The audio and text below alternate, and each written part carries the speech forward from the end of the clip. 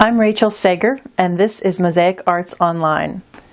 In this online course, I want to teach you how to be a vibrant, adventuresome forager mosaicist. Mindset is everything. How you think about a thing determines its place in your life. I have a funny story about discussing rocks in the very early stages of my relationship with my man a few years ago.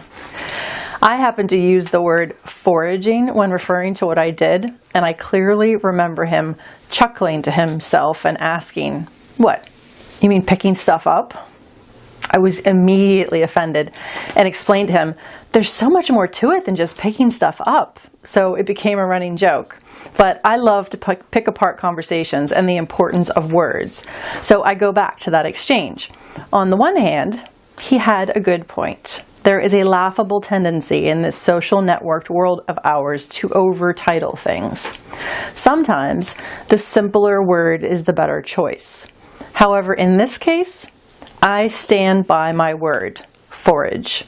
In this workshop, I want to teach you how to find the earth's gifts, how to think in ways that free your mind from other people's ideas of what you should be doing as an artist, how to transform raw geology into mosaic language. You will be introduced to the forager's philosophy, which is all about the whys behind sourcing material from the earth. There are a surprising number of them. I will be taking you out into the field, the Earth's landscape, and teaching you all of my knowledge, all of my tricks to locating raw material. I want to teach you the important difference between a coffee table rock and a potential tessera rock. And I want you to understand that this workshop is not about finding pretty things and putting them into mosaic. It is about finding raw material that you then cut up into your own unique tessera that you will then go on to build the language of andamento with. You don't need the hammer and hardy to create beautiful andamento, but you do need them to break down larger raw material. So with that said, if you are not ready to invest in those expensive tools, I have some alternate recommendations that you may already have in your house. Also included at the end of this video, you can enjoy one of my favorite things, a man with a chainsaw, who will show you a step-by-step demonstration of building a very special hardy log from scratch out of a giant maple tree. If you've ever wondered how hardy logs come to be cut, drilled, and sized to fit, this is a fun way to learn it.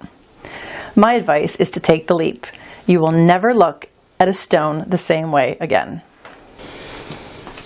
Rachel, thank you for coming back again to Mosaic Arts Online and sharing another incredible and unique technique and style for looking for raw materials. Thank you, Tammy. It's absolutely an honor to be back. Oh, I'm so happy. So we're going to dive right in with a couple amazing questions for Rachel so you can learn a little bit more about how she created this very unique and amazing approach to finding raw materials. So how did you come to define yourself as an artist and who uses literally the earth as your shopping cart? It's been a long road. It didn't come all at once. There were lots of steps along the way. I come from the coal industry. My dad was a coal miner. His father and his father's father were all coal miners. Okay. And so I've always instinctively, or maybe by osmosis, soaked in the idea of what was underneath my feet all the time, because my dad has always had a very clear idea. After the coal industry went downhill, he became a rock crusher, which is one of the biggest, most violent jobs you can do in the working with stone. Crushing giant boulders as big as a house into, something the size of a driveway gravel. And then he also was a rock screener. So my dad has been working with stone my entire life, and I do find it kind of ironic that now I chop up stone too in a very different way. But the two absolutely have some similarities.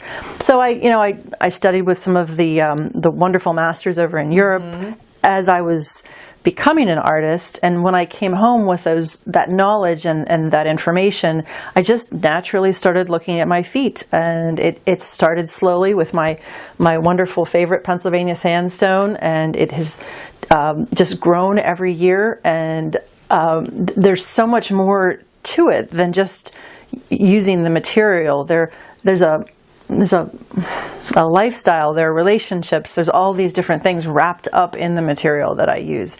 So you use the word define.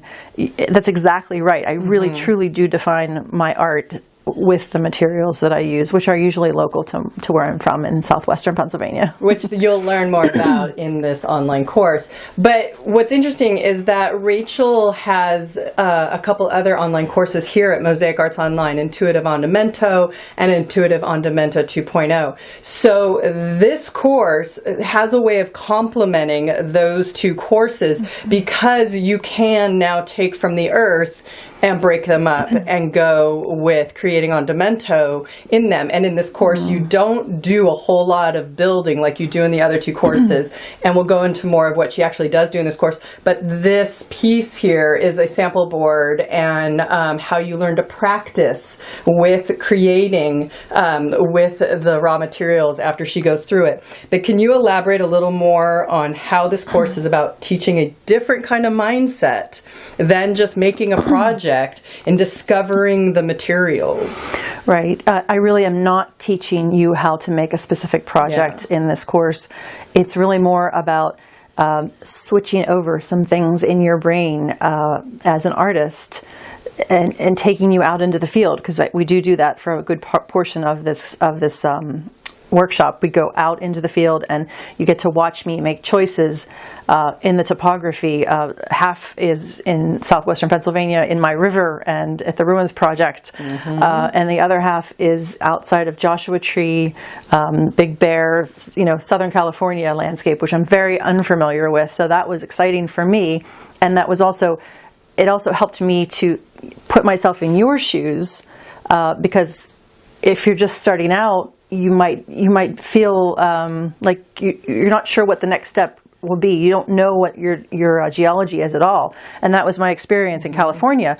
So that was great. That was actually a really good part of it, because I was at a loss in a way, and I had to play catch up and just experiment myself right in front of you. You will see me experimenting in this class with things I'm unfamiliar with. But that was really important, because Rachel does live in Pennsylvania and Mosaic Arts Online is based in California. So she made the trip to California and chose to add a different entire geology and landscape to this course so that people can see. And there's also look down wherever you are, and that is a big part of this course that she shares. But it's everywhere. Foraging and finding things are everywhere.